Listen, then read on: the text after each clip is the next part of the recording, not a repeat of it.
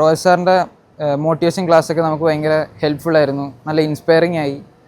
ഞാനിപ്പോൾ ഒരു integrated school choose ചെയ്തത് തന്നെ ജെഇ ക്രാക്ക് ചെയ്യാനും ജെഇ എങ്ങനെ എഴുതണം അതിനെക്കുറിച്ച് മനസ്സിലാക്കാനൊക്കെ വേണ്ടിയാണ്.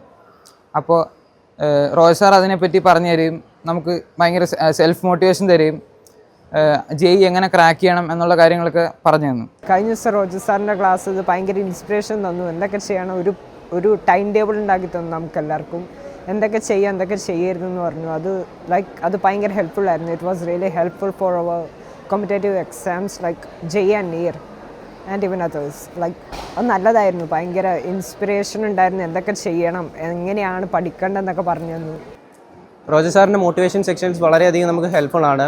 അതുപോലെ തന്നെ കോമ്പറ്റേറ്റീവ് എക്സാമിനെ നേരിടാനുള്ള ക്ലാസ്സുകളും നമ്മുടെ ഉള്ളിൽ ഭയങ്കരമായിട്ട് സെൽഫ് കോൺഫിഡൻസ് വർദ്ധിപ്പിക്കുന്ന ആ ക്ലാസ്സുകൾ. എക്സാംസ് എല്ലാം ഭയങ്കര പെട്ടെന്ന് തന്നെ പോയി, വന്ന ഉടനെ തന്നെ ഓണം എക്സാം പെട്ടെന്ന് തീർന്ന പോലെ ആയിരുന്നു. ഇനിയിപ്പം ക്രിസ്മസ് എക്സാം വരുന്നു, അന്നേരം അതിനെക്കുറിച്ചുള്ള പ്രിപ്പറേഷനൊക്കെ എങ്ങനെ പ്ലാൻ ചെയ്യണമെന്നായിരുന്നു അവർ പറഞ്ഞു തന്നത്. ഇനി വരാൻ പോകുന്ന ക്രിസ്മസ് എക്സാമിനൊക്കെ എങ്ങനെ പഠിക്കണമെന്നും പിന്നെ എങ്ങനെ അതൊക്കെ നിലനിർത്തണമെന്നും ഒക്കെ സാറിൻ്റെ സ്ട്രെസ് ഫ്രീ എൻവയൺമെൻറ്റ്സ് ലേണിംഗ് സ്ട്രെസ്സുമായിട്ട് എങ്ങനെ ഡീൽ ചെയ്യണമെന്നും എക്സാമിൻ്റെ സ്ട്രെസ്സായിട്ട് എങ്ങനെ ഡീൽ ചെയ്യണമെന്നും നമ്മുടെ കോൺഫിഡൻസ് എങ്ങനെ ബൂസ്റ്റ് ചെയ്യണമെന്നും എനിക്ക് വളരെയധികം ഹെൽപ്ഫുള്ളായി.